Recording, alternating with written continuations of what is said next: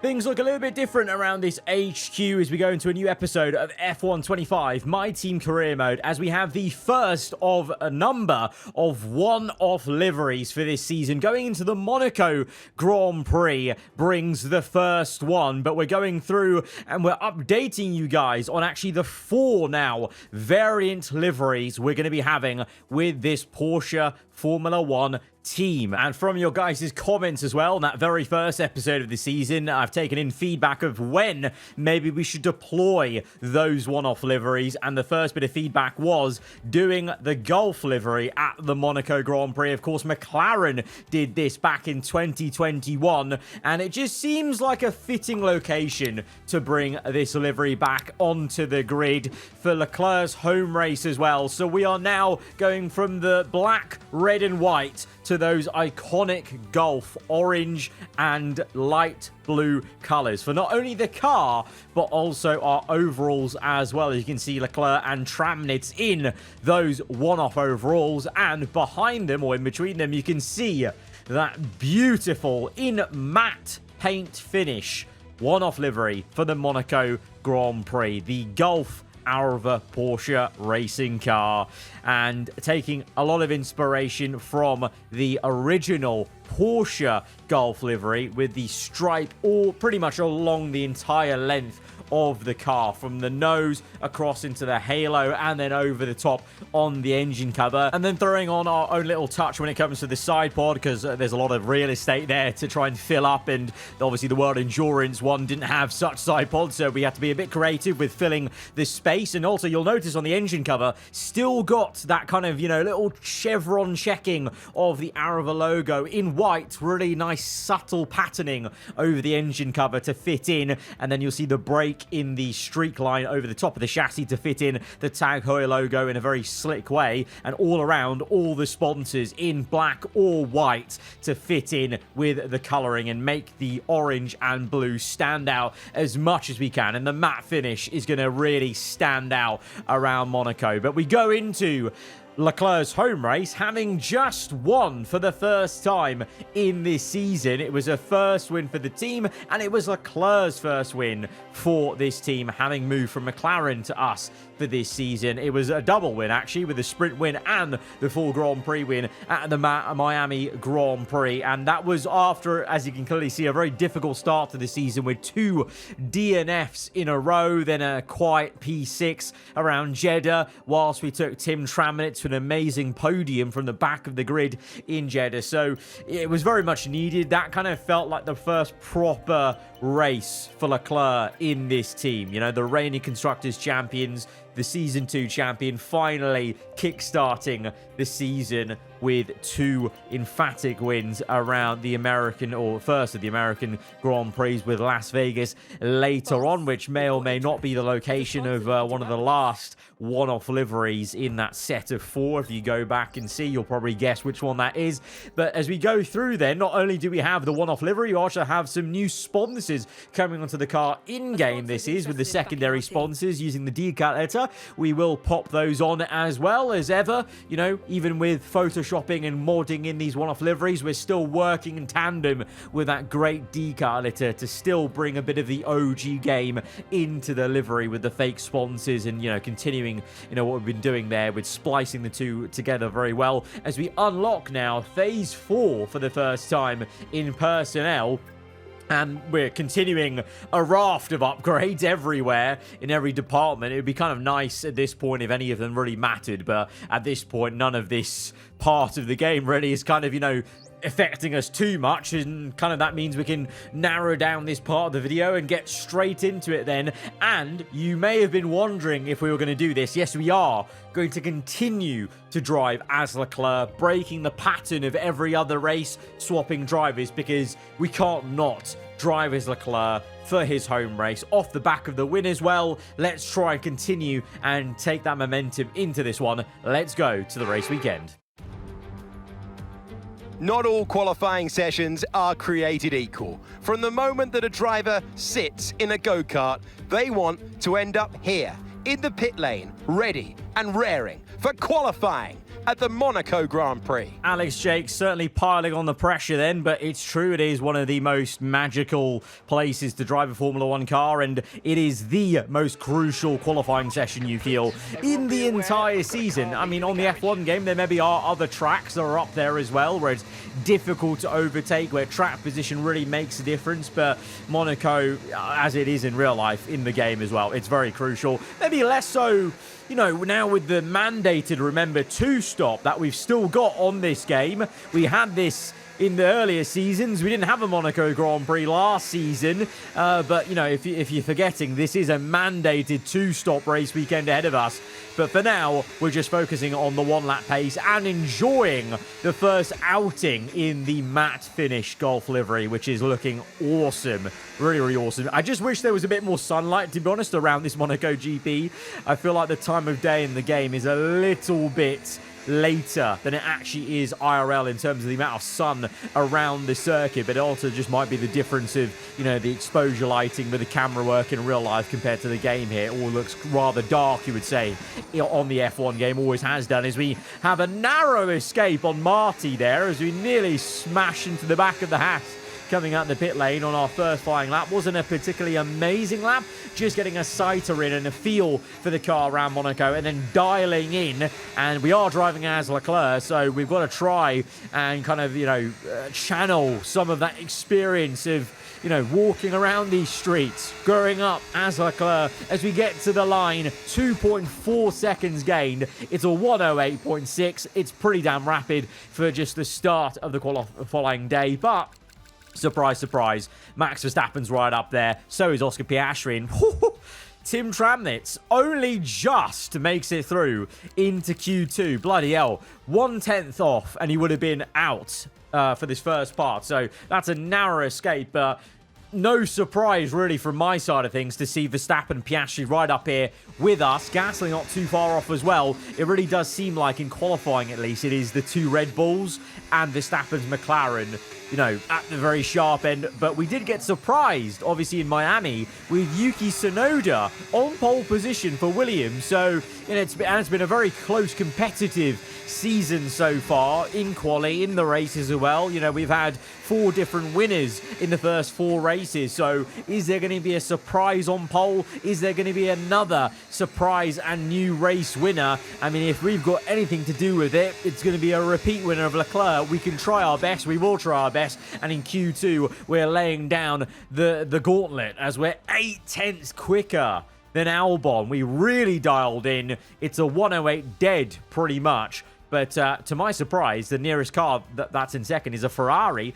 Tramnitz in P9. Again, you know, a little bit ways off us, but at least makes it through into the top 10 shootout. Not surprising to see just one McLaren in of Verstappen as Lance Stroll is out. Tsunoda up there as we now start our first flying lap in Q3. We've got a pretty quiet track. Others have already set a lap time. Tramnitz in P6 at the moment. A little bit better than he did in Q2 as we barrel into turn 1. It's a double lockup, and we've sent it into the wall. It's a horrendous mistake from us driving as Leclerc into the barrier, and it's a very similar sight to the one just gone for Leclerc IRL at the Azerbaijan Grand Prix. The tyres off. That's going to be a rebuild overnight, and it's just there over the crest. We double locked up. I still tried to make the corner naively. He was still turning right, and then at this point I bailed out, but at this point we were going so quick with the double lockup that we were just carrying so much speed, so we went straight into the wall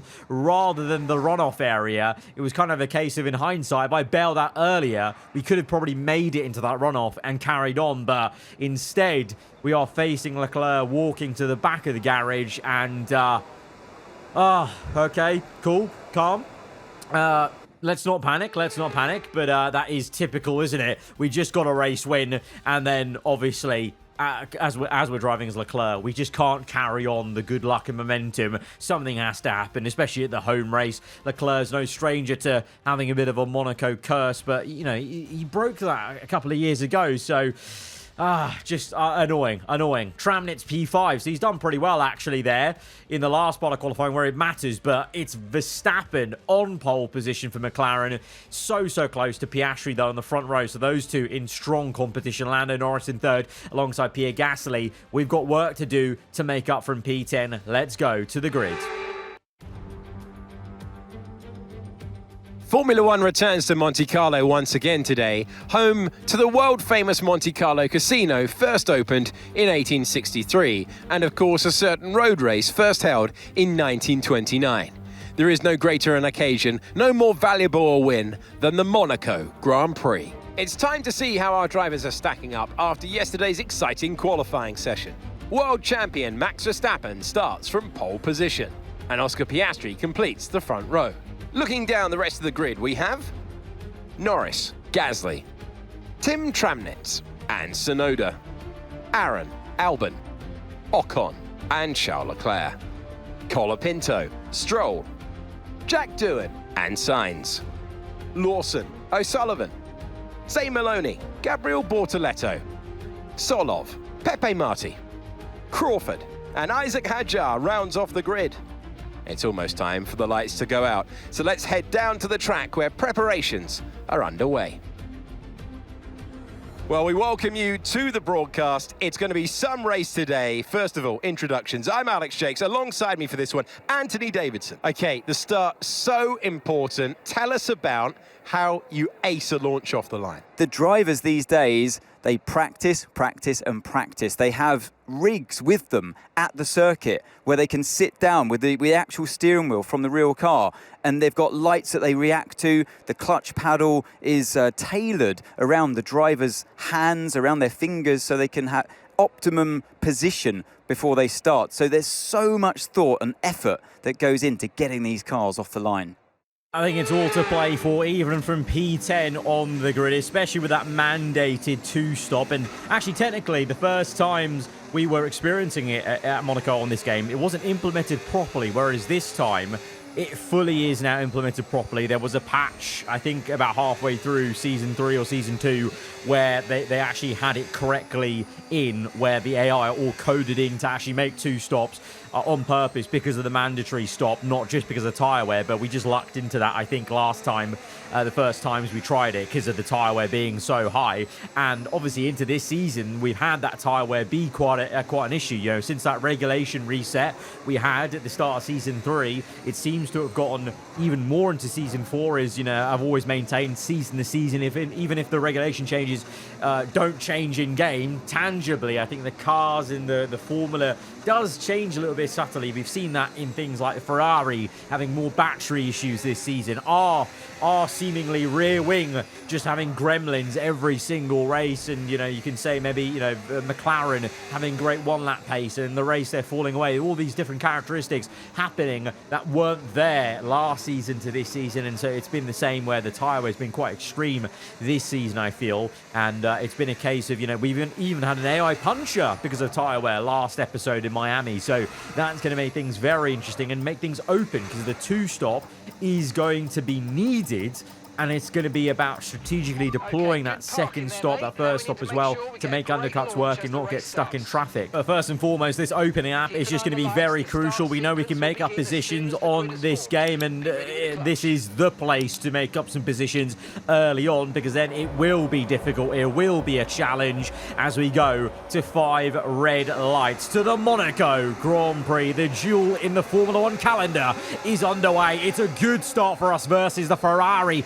on the left-hand side. We tried to be a little bit clever, maybe too clever, going a bit wide at turn 1 to maybe go around the outside of Albon. Didn't work out. Instead, we're going to get him up the hill as the two Ferraris immediately fold and buckle in this race. And we're up into 8th place. Tramnitz remaining in P6 ahead of Paul Aaron. The two Williams looking pretty in P5 and 7 at the moment, as it's Verstappen that leads the way at the hairpin, sensing Aaron a bit slow. It's a very unorthodox unorthodox place to make an overtake from the outside to the inside in the middle of Monaco. We've made that overtake on the Williams. Incredible stuff. Up to 7th place now. And so Tramnitz and I 6-7. Tsunoda P5 ahead. Surely up for grabs as the Williams. It might have done well to outqualify us, but over, on heavy fuel, we surely have the advantage, surely have the downforce over the Williams team. But it's Verstappen in first place, already 7/10 ahead. So is he looking to run away with this?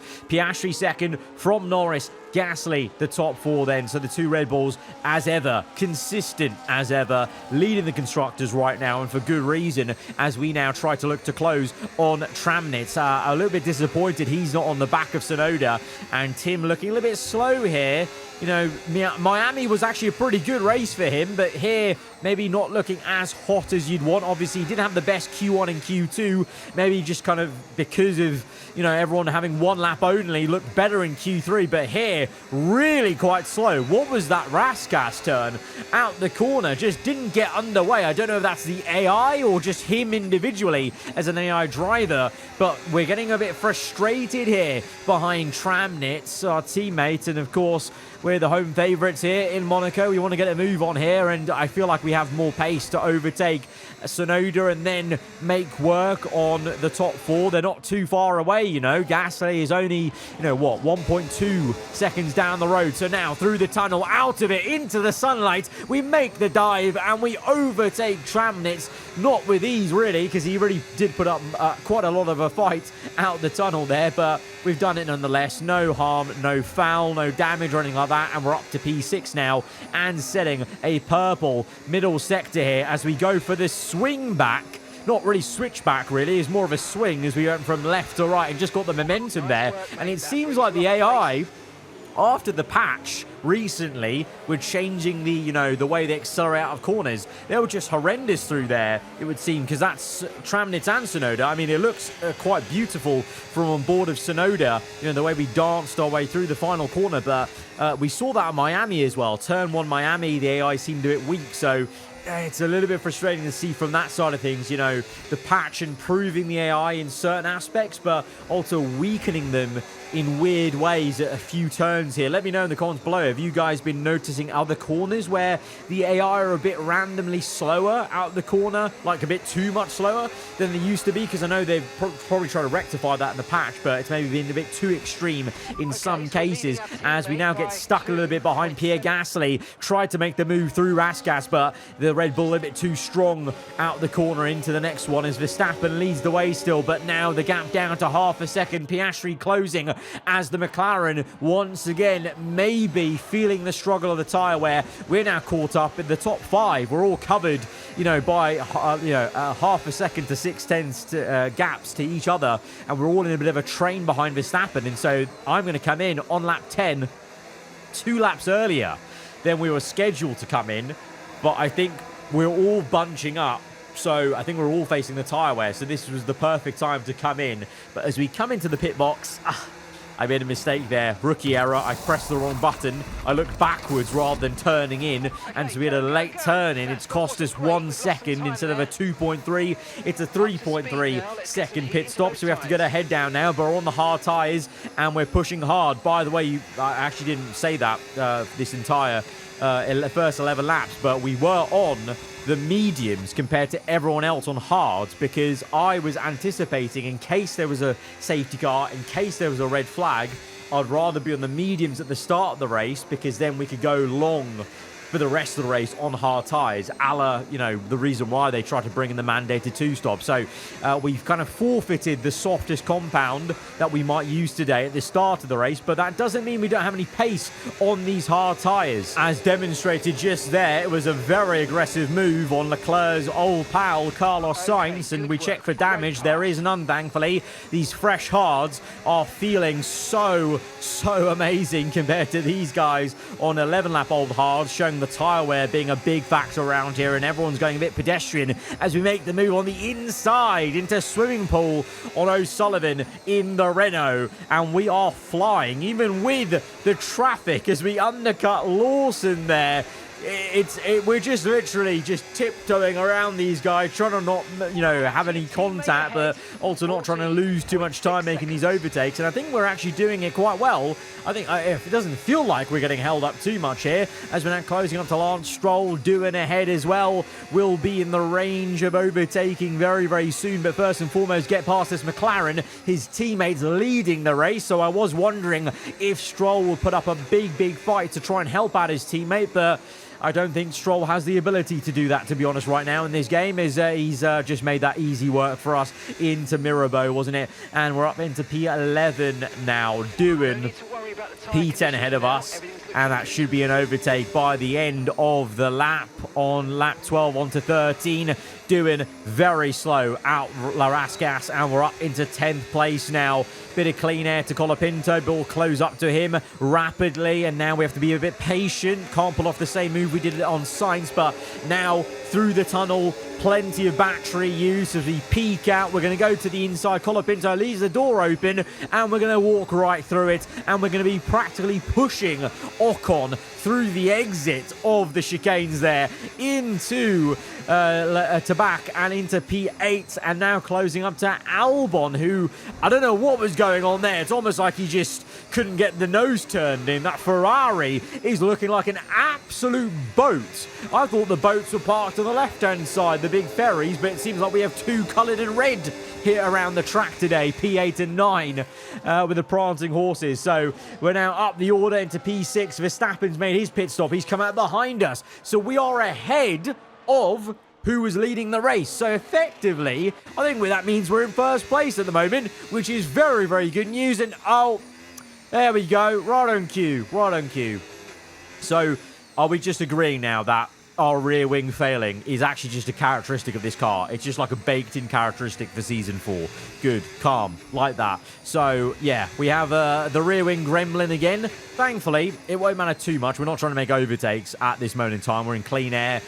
We've got some more pit stops coming in, so not opening the rear wing is not too much of an issue for us. It would have been if we were in traffic, but thankfully that issue came after the overtakes were made, and eventually we are up into first place on the road as Gasly was the last guy to make his pit stop on lap 18. He went very long indeed on his tyres, so it's us from Verstappen, Piastri, Norris, Tsunoda. But Piastri here on the outside of Verstappen, the McLaren and Red Bull side by side through the exit of the hairpin section, and now they're wheel to wheel in the tunnel. This is great to see. AI on AI battling side by side at Monaco, one of the toughest places to make an overtake, and Piastri goes for it, but he's now been overtaken. So instead of getting P2, he's lost P3. Lando Norris slips through into third as he got kind of pinched in at the exit of the tunnel section. And so the Mercedes now is up to third place, and the lead Red Bull of Piastri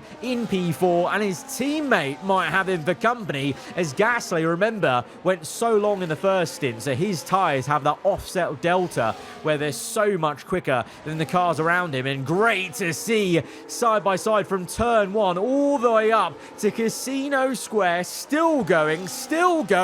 Pierre Gasly keeps his foot in. Tsunoda on the inside, two former teammates and pals, IRL and Gasly, looking to finish off the move at the hairpin. Surely Tsunoda backs out of it. Otherwise, there is going to be a monumental crash. They're still technically going at it. And now there, Gasly finishes off the move. That's incredible. That was like nearly 2/3 of that lap was side by side for Gasly and Tsunoda. Really great to see some genuine good action for the AI today as... It looks like we might have an issue. Hang in there, we're attempting to manage it. Oh no, don't say that. We were leading the race. Verstappen's closed up to us now though, because the tyre wear is kicking in. It was always going to happen that the guys behind us would catch up, especially, you know, the two Red Bulls, they're on medium, so they should really be on us very, very soon with the clean air, but we're holding off Verstappen and Norris. Lap 24, we're 2/3 of the way through. We're looking at some imminent gearbox issues, I'm afraid. Watch out for jams and misgears. Okay, we've had this problem before. intermittent gearbox issues as we now lock up almost immediately. We had this problem actually with Behrman, remember, in his final race for this team at the Abu Dhabi Grand Prix at the end of season 3, and it tangibly made the car feel a bit awkward, and you're seeing that right now as the car seems very undrivable, and it's allowed Norris to come in. He was side by side with Verstappen behind us, and I've got nothing to defend. The car just does not want to comply. It's a handful into every corner, out of every corner. The gearbox has just lost its smoothness, its drivability, and although there's no jammed gear or missing gear, as it were, like in Abu Dhabi, the car just feels like instantly awful, like just not the same car as soon as that radio comes in from Mark. And so all of a sudden, Lando Norris, he's taken revenge on us from Miami and leads this race now for Mercedes. We've held up Verstappen, but we just couldn't hold up the Mercedes car, and we're trying our best, but massive snap. I mean, you could also say the tyre wear is affecting this, but this is also the gearbox. In tandem, tyre wear and gearbox is proving very, very difficult, and it might just get worse. Look at the right-hand side. The gearbox, it's jammed. We're stuck in 4th gear. We didn't get this in Abu Dhabi last season, and I was thanking my lucky stars, but it's happened for the first time on F1 25. We've had a jammed gear mid-race. It's a temporary issue. It shouldn't last like a whole length, but for now it's an absolute nuisance. We're as slow as anything. We've just waved by 3 cars. Verstappen, Piastri, Gasly. Tsunoda's basically pushing us through up the hill. Tramnitz is there. I'm trying to defend Tsunoda, because if I'm going to lose positions, I may as well at least try and help Tramnitz make an overtake here. But what a farce. What a farce. We lock up. We nearly career into the back of Tim Tramnitz, but we're down to 7th place. You can see on the right-hand side the gearbox in red for now, and okay, and it's gone. Damage done. Damage done, though. I haven't had a jammed gear in an F1 game for, I can't remember the last time. Might have been F1 23, maybe, but stuck in 4th gear onto the main straight. That was perhaps the worst timing ever for the gearbox to jam up and seize up. And well, the problems aren't done there, because the jammed gear may be temporary, but the gearbox problems, I believe, are permanent, in terms of unless Mark radios in to say they fixed the issue, and we get a radio like that, that is going to be for the rest of the race, because that was kind of the case in Abu Dhabi, at least until they said they rectified the issue, I think, at some point. I can't quite remember, but yeah, lap 28, at least the new tyres are helping us, as we do set a purple middle.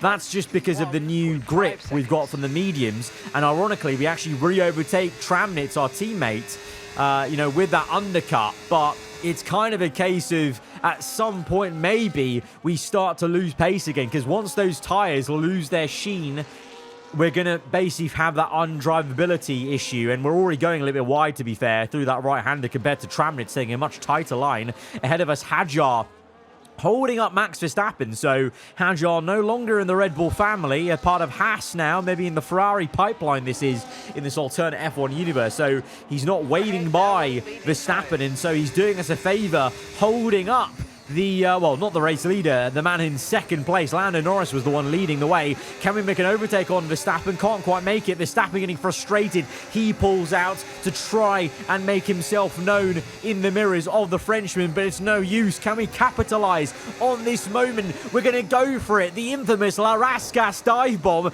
It's a little bit unpretty, to be honest, as we get the elbows out. Very Leclerc 20, I think it was, 2019-esque or 2020-esque, as we try to get our way through with the elbows out and make that move on the McLaren of Max Verstappen. Unable to make the move on Hadjar. We're still stuck behind him, so we're feeling the wrath of the Frenchman, just as was the case for Verstappen. So to be honest, that Haas is actually pretty good in a straight line, so he's been able to out-traction us, and also maybe now already the medium tyre has worn out enough where I'm just now not feeling that benefit of the new tyres, and I'm now just feeling the issues with the gearbox as we go through the final corner.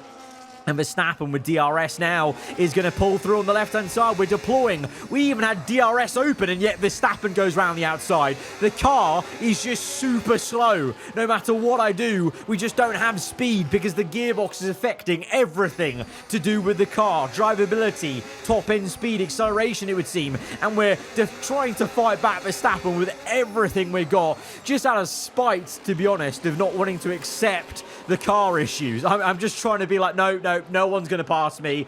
The issues don't exist, but they're there. We're so slow. We're 5 seconds off Gasly in third, Piastri second, and then 10.2 seconds to Lando Norris in the Mercedes, leading this Monaco Grand Prix. It seems like the podium is all but sewn up. And it's just a case of, can I hold up these guys? I mean, look at the train I'm forming. I am very much training these guys and trying to do that to the end of the race. But it might be a case of when, not if, Verstappen overtakes us, because now he's on the inside. We've got hardly any battery to use and we've got no DRS. Verstappen gets the elbows out. I equally come back at him and we're trying to hold him up, and kind of in a way, honestly, trying to hold him up to the point where maybe Tramnitz could overtake him, because if I'm going to get overtaken, I'd rather Tramnitz get through. So I'm trying to take Verstappen wide, but at this point, I maybe had to accept that at some point Verstappen was just going to overtake us, and that was then. This was then through Mirabeau. I just accept I've got no pace. I've got no pace. We let Verstappen by. We let Tramnitz by. And I'm just going to let Tramnitz see what he can do versus Verstappen. It's painful to do that. It's painful to just let them by. And it seems maybe like we're giving up. I guess we are in a way, but you saw how kind of unfair we were being to Verstappen's AI there. We were just trying to push him towards the wall because I couldn't actually keep him behind on merit. Because this gearbox issue, it's night and day. I mean, you saw how quick we were in stint 1, stint 2, but ever since that radio for the gearbox issue, our car's been so slow, and now the tyre wear's also kicking in, but the drivability is a nightmare where I can't control the rear end because of from the tyre wear, and so Ocon blast bias, and at this point feeling very demoralised around Monaco, and feeling the pain, feeling the Monaco curse that Leclerc has been accustomed to many a times. I really hoped I could have been pulling out some sort of, aura-building commentary about Leclerc winning this race, winning for him, winning with him, around the streets he grew up in. But alas, I'm going to have to pull out a commentary of, how many times have we seen the Monaco curse come through for Charles Leclerc in real life. And today, we were not strong enough to bat away that curse. And instead, it's going to be Lando Norris taking revenge on Leclerc from Miami last episode to this one. It is another winner, a different winner in the season, though. So at least that's quite exciting. 5 different winners in the first 5 races of this season, but we limped home in P7. We started P10, so it's still progress, but that gearbox issue completely shot us in the foot. The jammed gear was, shooting us while we're down, and the rest of it was that. It was a painful Monaco Grand Prix, and unfortunately, it was also in the Golf livery. I really hope that's not a bad omen for things to come every time we do a one-off livery in this Porsche car. Things are going to go awry. I mean, it was still a pretty strong race for Tramnitz, but that's a bit of a reach, I guess. Out of the last corner for the last time, Lando Norris is victorious. The race victory and fastest lap as well today really shows the level of dominance that this driver had over the opposition. Dominance from the start to finish, and it's for the rest of the competition to try and catch them now. It's still incredibly close in the championships. 9 points covering the top 3. And to be honest, 29 points covering the top 8. Still pretty great. And, obviously very close gaps between. So it's still a long way to go. Only 5 races in. It's still all to play for. And the season's as competitive as it has ever been. And it's very clear that we're not going to get a clean season in terms of there are going to be constant issues with the team, with the car, the race throwing at us And that's going to make things very difficult, but it's going to make things very entertaining and on the feet for you guys, because you just will never be able to tell what's going to happen in the episode, basically. We're down to 3rd place now in the Constructors. Mercedes get up, so there's a fight very much on the hands for the Constructors' positions. But guys, nonetheless, hope you guys did enjoy the Golf livery around the Monaco Grand Prix, and then an enthralling, entertaining one nonetheless, even though it wasn't the best one for us personally as a team. If you have enjoyed it, hit the like button. Let me know what you thought in the comments below. If you're around here, then do get subscribed for weekly Formula 1 content. I'll see you guys next time. Goodbye.